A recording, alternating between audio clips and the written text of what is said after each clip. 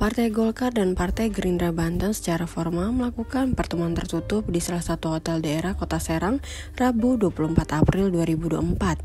Silaturahmi awal jelang pilkada serentak tersebut mengisyaratkan akan terjadi koalisi yang kuat di pilkada Banten antara dua parpol pemegang suara terbanyak pemilu legislatif ini. Berdasarkan informasi yang dihimpun, pertemuan dikomandoi langsung oleh pimpinan kedua parpol tersebut, yakni Ketua DPD Partai Golkar Banten Ratu Tatu Kasana dan Ketua DPD Partai Gerindra Banten Andra Soni.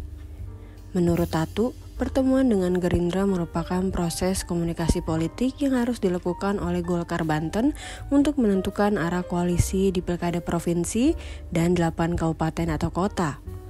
Apalagi di semua tingkatan pilkada, Dewan Pimpinan Pusat atau DPP Partai Golkar sudah menugaskan sejumlah kader untuk menjadi bakal calon kepala daerah.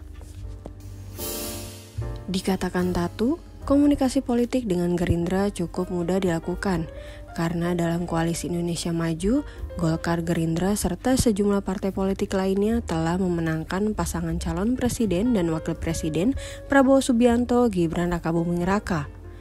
Lanjut Tatu, pilkada tahun ini cukup unik, sebab selain dilakukan serentak, sejumlah partai politik juga punya sejumlah bakal calon yang akan diusung. Namun, tanpa merinci pada pilkada mana saja Golkar dan Gerindra berkoalisi, Tatu mengisyaratkan akan terjadi di 7 dari 9 pilkada di Banten, termasuk di pilkada Banten. Sementara Ketua DPD Partai Gerindra Banten Andra Soni menilai pihaknya diminta oleh pimpinan pusat untuk memperkuat komunikasi politik di daerah terutama dengan Partai Golkar. Apalagi kata Andra, Partai Gerindra harus mampu mengawal kebijakan pemerintah pusat di daerah setelah Prabowo Subianto sekaligus Ketua Umum Partai Gerindra dilantik sebagai presiden.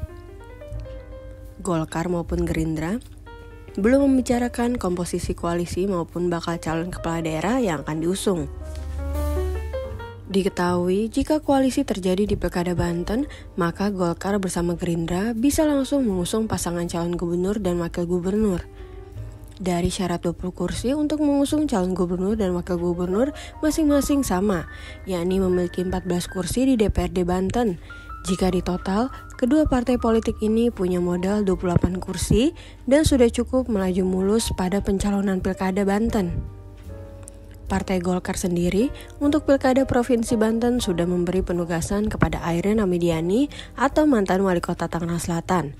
Sementara Partai Gerindra menunjuk Ketua DPD Gerindra Banten Andra Soni.